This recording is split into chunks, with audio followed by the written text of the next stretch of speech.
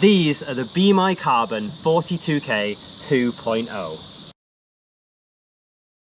They're Bmai's top-end racing shoes, said to be aimed at those who are targeting 2:30 marathon, so definitely not me. As far as I'm aware, these are the only shoes in Bmai's lineup that uses what they call their nylon 12 midsole material, which, as far as I understand, is basically just PIBA. I've racked up over 260 kilometers in these shoes so far, mainly through threshold runs, but with a good mix of paces, including easier runs, marathon tempos, and even an all-out half-marathon race effort. So I feel like the time has come to give my verdict on the good, the bad, the ugly, and whether I think these are the marathon racing shoes that they're marketed to be. First off, as I know a lot of people who might be watching this are probably not all that familiar with Bmai, I'd just like to give a little background on the brand. Bmai, which is supposedly shorthand for Be Myself, is a Chinese running shoe brand based out of Beijing. They're a relatively new brand, having only been around for about the past 10 years, and even in the Chinese market, they're not really on the same level as big name hitters such as Li-Ning, Anta and X-Step. Although that said, I have been seeing the Jingtan fly pretty much everywhere since it came out a few months ago. What put them on my radar was the somewhat wacky and unique designs of their shoes. That and the pricing, which is just expensive enough to make you think they might be legit, while being cheap enough that you can't help but want to have a gamble. Oh, and they also don't do shoeboxes, which is, I guess, one of their things. The 42k Carbon is probably the best example of what I mean when I say their designs are unique. It looks like it was drawn in crayon on a wall by a toddler. Now, don't get me wrong, I am 100% a fan. After all, I'm sure that's the aesthetic we'll be going with in our new place once Felix gets his way. In terms of the stats, I haven't been able to find out too much information on the stack height and drop, but I can say that these weigh 256 grams in my EU 46, which is 21 grams heavier than the Nike Vaporfly and 4 grams heavier than the Hoka Mach 4. So they're maybe a little heavy for a super shoe, but not massively so. So let's start with the upper. Bmai made a big song and dance in their promotional materials for this shoe about the Cordura upper material. It looks cheap, flimsy and plasticky, and I had my doubts about whether it would hold its shape, but I have to say the material itself is surprisingly good. It's thin, lightweight, and seems to be pretty strong and durable. Certainly, I'm seeing no serious signs of wear just yet. The problem here comes with the fit. This may just be me, but it doesn't feel like it was designed for a human foot. The forefoot is cavernous, and it offers very little lockdown for the front half of the foot. It's the most voluminous forefoot I've experienced in a running shoe by a country mile, and I don't think that's a good thing. The heel is okay, and the midfoot, well, the midfoot could be okay, but that kind of brings me on to the second major issue I have with this shoe, which is the lacing. The way the eyelets and tongue have been arranged, you get 2 or 3 lace crossovers right on the same part of the midfoot. You can't really adjust the pressure and spread it out based on your foot shape, because there's only a few places where the laces actually cross on top of the foot, which makes getting a secure and comfortable lockdown quite difficult. It hasn't ended up causing me any pain, but certainly it is an area that could be improved. Moving down to the outsole, this is another area where I'm not a huge fan. I don't understand why a lightweight racing shoe like this needs full rubber coverage, especially as the outsole rubber and tread pattern they've used doesn't actually provide a huge deal of grip. It's not super slippy or anything, but I would definitely say that it's below average on that front. And this might sound weird, but the outsole tread feels almost as if it's indented.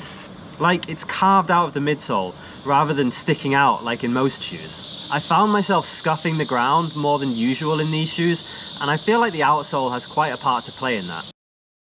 And that brings us on to the midsole. But my camera's overheating, so I think we're going to have to do the rest of this review somewhere else.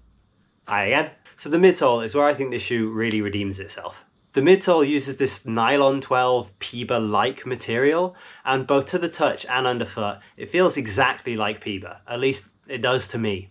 I really like the feel of this material underfoot, and I feel like as a base to improve on going forward, you could build a really good shoe around it. That said, it's quite a firm formulation, something which is exacerbated by what feels like a fairly modest stack height, but it certainly has that spring and energy return that you expect with PIBA.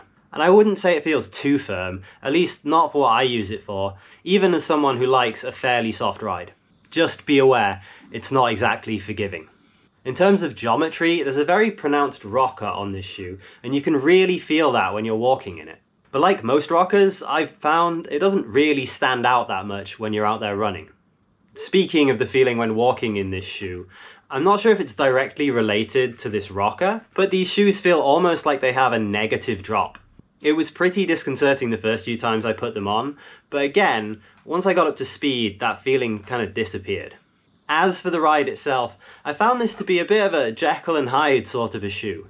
I think because of the firmer feeling midsole formulation, coupled with the carbon plate, significant rocker, and perhaps the liberal rubber coverage, the shoe feels inflexible and very prescriptive.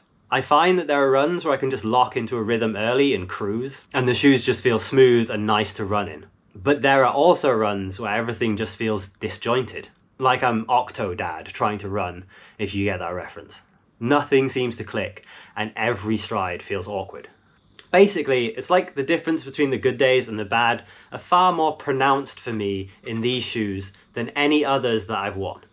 I find that especially to be the case when I try to go fast in them. It feels like there's a range of paces they work really well at, and as soon as you go outside of that, particularly at the top end, it's like trying to drive a freight train on the motorway. For me, that's my threshold training range, so anywhere from about half marathon up to true threshold pace, or sort of 1 hour race pace. Ever since I stopped trying to take them out for speed work and just stuck to that zone, they felt a lot less temperamental.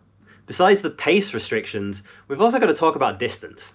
The 42k Carbon, as the name suggests, are supposed to be marathon racing shoes. I haven't taken them past 21 kilometers, so I can't say definitively, but I do have a few thoughts on their distance racing potential.